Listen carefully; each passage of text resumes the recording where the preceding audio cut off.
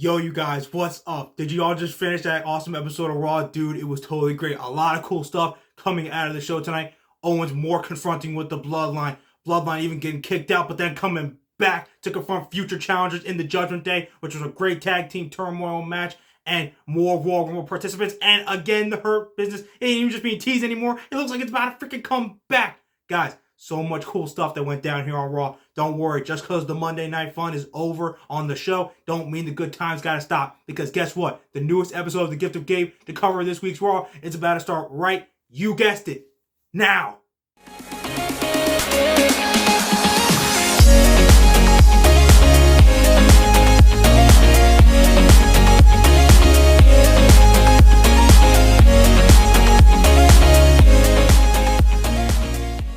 Okay, guys, we got things started off with Kevin Owens in the ring. Before he even really had to say like anything going, he was interrupted by JBL and bum ass Baron Corbin, whatever.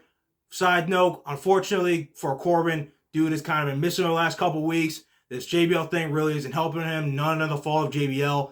It's just the problem with Baron Corbin is that like it's just so hard to really want to connect with him. The thing that literally worked best for him, his best gimmick, was when he was literally a poor man. And he was literally bum-ass Baron Corbin every week, begging for money, begging for some kind of like food and crap. Literally, people still talk about that, and we're like, hey, bring this guy back. He was like funny, he was entertaining, and he was. So unfortunately, Corbin still just lost in the sauce, and that didn't really help. Honestly, a lot of people said this. If Kevin Owens wasn't a part of that, people really would have just like not even cared. Some people already didn't care, but the fact that it was Kevin Owens involved still, they're like, all right, I'll still keep paying attention. But then, once that was over, Kevin Owens gets the dub, but then he had to deal with the Bloodline because he knew they were going to come after him after, what he did on SmackDown, round things up on the island of relevancy. He's been doing that freaking for the past, 2 months. Actually, for the last couple years. Hell, him and Roman have been doing this for, way too long, but it never gets old. Let's just be honest. So I know some of y'all know that you're like, yo, where's Sami? Yo, is Roman still at him? Nah, it's just Sami. He wasn't there. I know why he wasn't there. Because he's going to have a lot of crap to deal with this Friday. Tribal Chief head of the table, let him sit back, focus on the match this Friday, because God, it's literally the biggest match of Sami Zayn's career to date. The biggest chapter, arguably, in the Sami Zayn Kevin Owens saga in terms of them going at each other, at least for now, because it's all on the line for Sami. If he loses, he's doomed. I think he's doomed anyway, but oh my God. So that's why I wasn't around. Owens ended up fighting off the rest of the Bloodline, but they had to still stick around because Solo ended up beating the crap out of Dolph Ziggler. And then Bloodline had to confront their future challengers, but more on that later in the show. All right, you guys, you saw it. Austin Theory came out to the ring, and he was greeted by Seth Rollins. I did not expect him to be back. Like you say, he's not 100%, but he will be by Royal Rumble. I'm glad he's not going to have to miss Royal Rumble or any time really significantly. That injury looked like it was pretty bad last week. Like, you never know, especially with that tweet he sent out, redesign, rebuild, reclaim.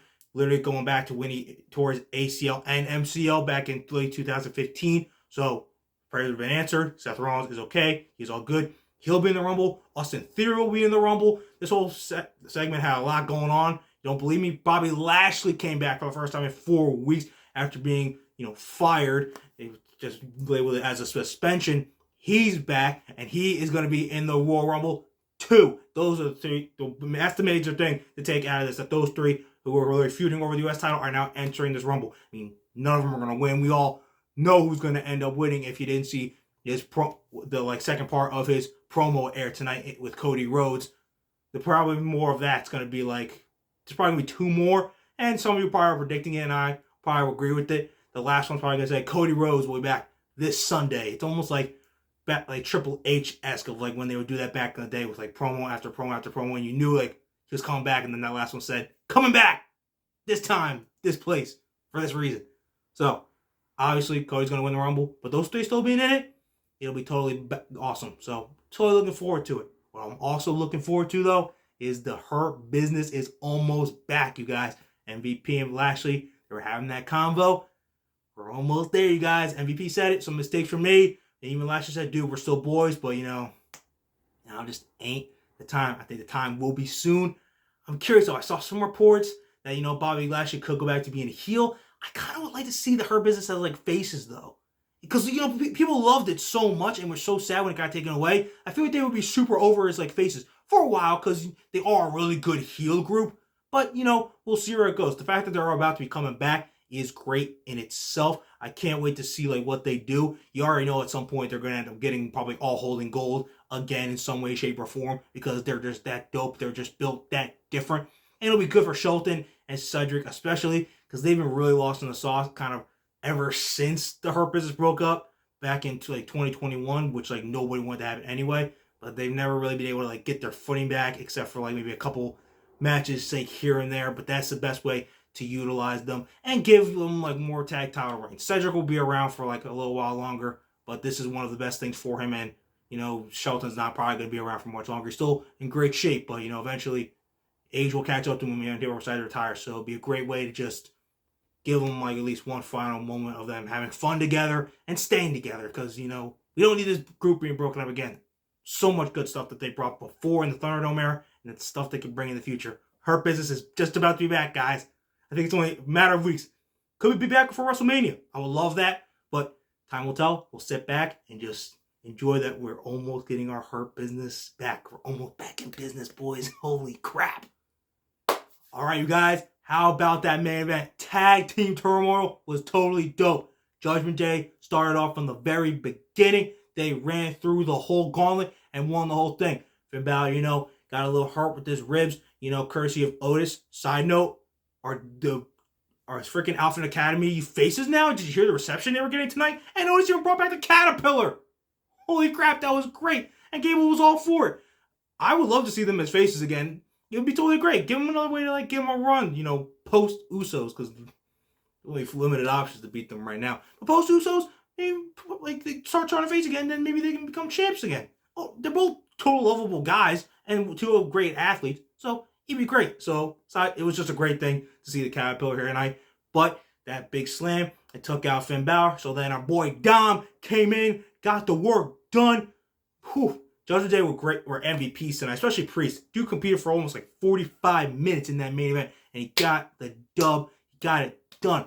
I also loved this is a Domink appreciation show. Let's just be honest with you. I've been saying that since day one. I love his new music. The prison thing is great. I freaking love it. It's amazing. I cannot wait for the eventual meeting of him and his father and at WrestleMania. That program is going to be fantastic. Dom's win, and that's going to be fantastic. Dominic's doing so great right now, and people are acknowledging it. And like, the amount of Dominic Mysterio haters is getting smaller and smaller each week because because you're going from hatred to laughing and just to like liking him, and that's how the process is supposed to go. And it's going absolutely phenomenal. I love his new music. It goes great with his new. I'm literally listening to this thing and I'm like bopping my head, like, yeah, just fire. God, just keep going. I gotta like try to find this and just listen to the whole thing on loop. So that was great, and he got the dub for that Judgment Day to get a tag team title match. Finally, I've been waiting for these guys to get a title opportunity since the four of them really started coming together once they got Dom into the mix. They've been doing it great. It's literally the battle of two of the top factions. I know Judgment Day is not on the level of the Bloodline. I get it, but in terms of factions, they're pretty much second to the Bloodline. Like, if you go Bloodline, Judgment Days are literally right under them. I cannot wait for this match. It's literally going to be a certified hood classic. It's going to be an absolute banger. I cannot wait for it. I feel like they could do it on an episode of Raw. Maybe like the 30th anniversary show or something in like 2 weeks. Or maybe next week. But I feel like they should maybe wait till the Rumble. Like, build it up. This is a match that's like huge. Two of the top factions are literally going at it. You might want to build that up for the Rumble. Put it on the big live PLE so that we can really appreciate it. I know the Usos probably won't end up winning, but I would love to see freaking Judgment Day win. That'd be great. Because I've been loving them ever since like Dom really came into the mix. They've just been gelling so great. So they'd be really nice, but it's not going to happen. But what I'm really excited for, I saw some of you, they're like, hey, they got, who they got to get to, Combat Rhea Ripley, and it's like pictures of Naomi. Nah, bro. No offense to Naomi. That's not the interaction to focus on. The interaction to focus on is freaking Solo and Rhea. The fact that those two will eventually I want them to just have a stare off at one point, and the crowd will be like, oh, it won't just be like, oh shit, it's about to go down. I know Triple H wouldn't do this, but it would be literally hysterical if Solo just sent F this, and just hit her with like a spinning solo through a table. I think we would all lose our minds and just start cracking up and like not even believing what we just saw. That probably won't happen, but they're gonna have like a stare down during that match because Rhea's gonna get involved and Soul's gonna be like, yo, what are you doing? And that's just gonna be great. I cannot wait for that match. I'm just so happy for the Judgment Day. Finally getting a tag title shot. I was afraid that the fact that they started off, I didn't think they were gonna get it. I thought Cedric and Shelton might get it, you know, with the Hurt Business revival going on. But they got the dub. That match is going to be a banger. Let's get it started. All right, you guys. That's Raw for the week. But don't worry. We still have a huge week ahead of us. Dynamite on Wednesday. Stacked card. Moxley, Page, Takeshita, and Danielson. Best of 7 series finals. Enough said. There's going to be other stuff going on. But literally enough said. You're going to want to freaking tune in because that's going to be great. And then Friday. My God, it's going to be a stressful night. We got an Intercontinental title match, but that's not even the freaking part we're all focusing on. It's Sami Zayn versus Kevin Owens. My God, dude. Sami's literally doomed. He's on borrowed time, man. That beatdown's going to happen so soon. He's going to lose to Kevin Owens. I know he is. I would love if he would actually pull out the win. That'd be super oozy, but God dang it, he's going to lose. Sami's doomed! He's doomed. He's going to lose. Everyone's probably going to kick his ass the next week. They're all going to cry. I know I will. So, you're not going to want to miss those shows. You're not going to want to miss what your boy has to say. Especially if I have to wipe some tears out of my eyes because Sami's doomed. But anyway, God, guys, you're not going to want to miss it. So, don't ever forget, when it comes talking wrestling, who better to gab with than your boy, Gabe. Okay, you guys, hope you enjoyed Raw tonight. I will see you after Dynamite on Wednesday after Escalera de la Muerte.